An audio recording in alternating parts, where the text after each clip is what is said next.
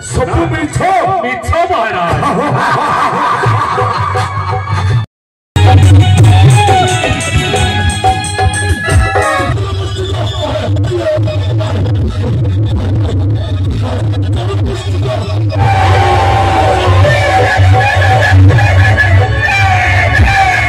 गोलक बिहार विष्णु आज कटवाल रूपे रही उग्रेश्वर आज आम आसी पहुंचीजु वीरमहाजपुर सब डिविजन अंतर्गत सुंढा ग्राम पुरा संप्रदाय समाज अनुकूल्य आज सुंढा ग्राम आज कंस दरबार बर्तमान चलीजे आउ अनेक आसिक भक्त सकाल जहाँ अच्छे धर्म भावना लेके आसिक पुराण शुणुचन आपर बेला आसिक कंस दरबार दर्शक साजिक देखीचन एत बड़ शीत थी यात्रा देखवाटा हूँ गोटे बहुत बड़ जिनस बहुत धन्यवाद देवा कथा तो बहुत निष्ठा सहित आम कमिटी मेंबर माने भी श्रृंखलित भाव कर कमिटी मेंबर मान बहुत धन्यवाद आमर गाँव अच्छा अनेक कमिटी मेंबर आउ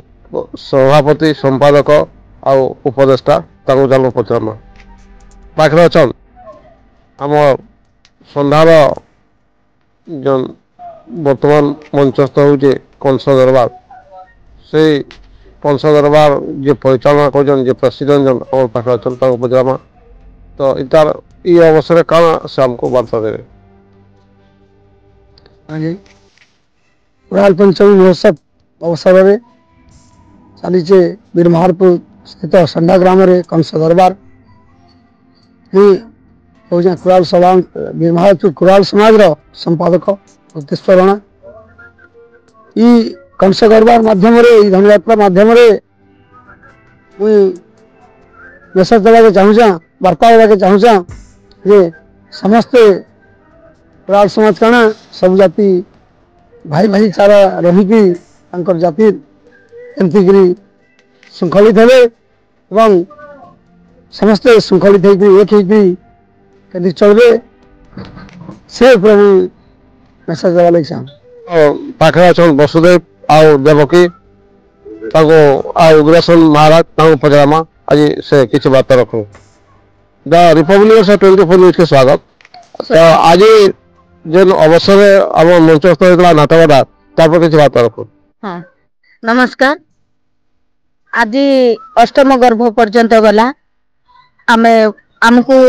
आम भ्राता बहुत कष्ट दुखरे बंदीशाला मध्य रखी आज आम शिशु को निहत करिछि से निष्ठुर कंसासुर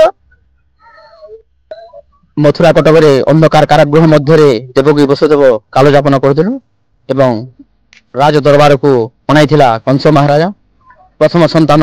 ताकू अर्पण कलु प्रथम संतान को से निहत कला एमिति षडपुत्र निहत करिछि आउ से अष्टम गर्भर संतान निहत करी आज एही देवकी वसुदेव दुख सहित भांगी पड़िछंती अंधकार कारागृह मध्य। उग्रसेन महाराज तांको पचरिवा कौन कहे। नमस्कार आज जो नाटकटा हेले दुखर कारण मु थिली ए मथुरा कटकर राजर राजा हेले पुत्र बड़ कंसासुर से मते विताड़ित करी आज कटवाल रूपे सजाई देसी हेले झियो जामाता कारादंडरे दंडित होइछंती तेणु ए मथुरा कटकर मु गोटे प्रहरी कोटवाल रूपी दिंडोरा दौछि हेले दिन बेले राजकार्य करुछि दुख कारण जे मोहर नाती नातुणी अष्टम गर्भ पर्यंत कंस विनाश कर तेणु मोर झ जयर जामात दुख सही पारुना ही मुही तेणुक बहुत दुखित हो रही तेणु आज जहाँ भी हो କିଛି କଥା ନାହିଁ, କେବଳ ପ୍ରଭୁଙ୍କର ଆଶୀର୍ବାଦରୁ। ସେହି ପ୍ରଭୁ ସୁଦର୍ଶନ ଚକ୍ର ଗୋଲକ ବିହାରୀ ବିଷ୍ଣୁ ଚତୁର୍ଧାମୂରତି ଧାରଣ କରି ମଥୁରାରୁ ଗୋପନଗର ଯାଇଛନ୍ତି। ଆଉ ସେ କେତେବେଳେ କେଉଁ ସମୟରେ ଏ ମଥୁରାକୁ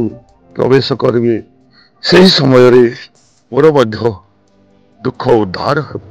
ଆମେ ଆସି ପହଞ୍ଚୁ, ଦେଖୁ ବହୁତ ଦର୍ଶକ ଭିଡ଼ ଥିଲା, ଆଉ ମୀନା ବଜାର ବି ଥିଲା। ଲୋକ ମୀନା ବଜାରରେ ଆନନ୍ଦ ଉପଭୋଗ କରୁଥିଲେ, ଆଉ ଦର୍ଶକମାନେ ବି ମାନେ ନାଟର ବି ମଜା ନେଉଥିଲେ। আর এই গমনে অনেক অতিথি রাজা অতিথি আসিଥିଲେ, তাଙ୍କୁ ସମ୍ମାନିତ କରାଗଲା। ଯାହା ହଉ ଏଇଟା ଖୁସିର କଥା ଯେ କୁରାଳ ସମାଜ ଆଜି ଏଡ଼େ ବଡ଼ ଗୋଟେ ଜିନିଷରେ ଆୟୋଜନ କରିଛନ୍, ଯେନ୍ଟାକି ବୀରମହାରାଜପୁରରେ ଏଇଟା ହେଉଛି ସର୍ବପ୍ରଥମ ବୋଲି ମୁଁ ଭାବିବି। ଆଉ